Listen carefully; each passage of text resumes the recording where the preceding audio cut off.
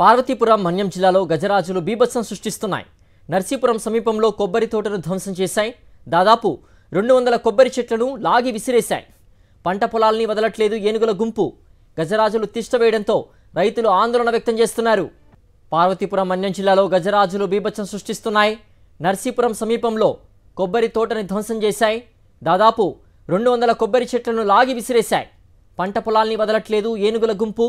గజరాజులు తిష్టవేయడంతో రైతులు ఆందోళన వ్యక్తం చేస్తున్నారు. మరింత సమాచారం మా ప్రతినిధి యుగంధర్ అందిస్తారు. యుగంధర్, కొబ్బరి తోటను ధ్వంసం చేస్తున్నటువంటి దృశ్యాలు మనం చూస్తున్నాం. అటవీ శాఖ అధికారులు ఏనుగుల్ని పంట పొలాల నుంచి తరిమేందుకు ఎలాంటి ప్రయత్నాలు చేస్తున్నారు? అప్డేట్స్ ఏంటి? పార్వతీపురం మన్యం జిల్లా పార్వతీపురం మండలంలో గత 3 రోజులుగా ఏనుగులు అక్కడ ఉన్నటువంటి స్థానికులకు కంటి మీద కునుకు లేకుండా చేస్తున్నాయి.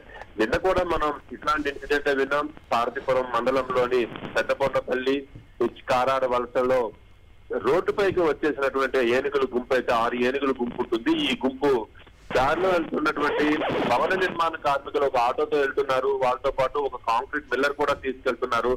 ఆటోను కాంక్రీట్ మిల్లర్ ని పూర్తిగా ధ్వంసం చేసేసాయి. భయంతో కార్మికులందరూ కూడా పారిపోయినటువంటి పరిస్థితి చూసాం. అయితే నిన్న రాత్రి ఈ సమీపంలోని నర్సీపురం దగ్గర ఉన్నటువంటి కొబ్బరి తోటలో తిష్ట వేసినటువంటి ఏనుగులు దాదాపు ఒక 8 ఎకరాల్లోని కొబ్బరి తోటను పూర్తిగా ధ్వంసం చేసి నేలమట్టం చేసినటువంటి పరిస్థితి అయితే మనకు కనిపిస్తుంది. ఈ ఏనుగుల కోసం ఎలిఫెంట్ ట్రాకర్స్ అయితే మాత్రం అటవీ శాఖ నియమించింది. ట్రాకర్స్ అయితే మాత్రం ఆ గ్రామాలను అప్రమత్తం చేయడంలోనే పూర్తిగా విఫలమయ్యారనే చెప్పుకోవచ్చు. ఎందుకంటే ఏనుగుల గుంపు ఎటువైపు ప్రయాణిస్తోంది అన్నటువంటిది మళ్ళీ దాన్ని ఒక సురక్షిత ప్రాంతానికి, అటవీ ప్రాంతానికి, జనావాసాల నుంచి దూరంగా తరలించే పని ట్రాకర్స్ చేయాల్సి ఉంది.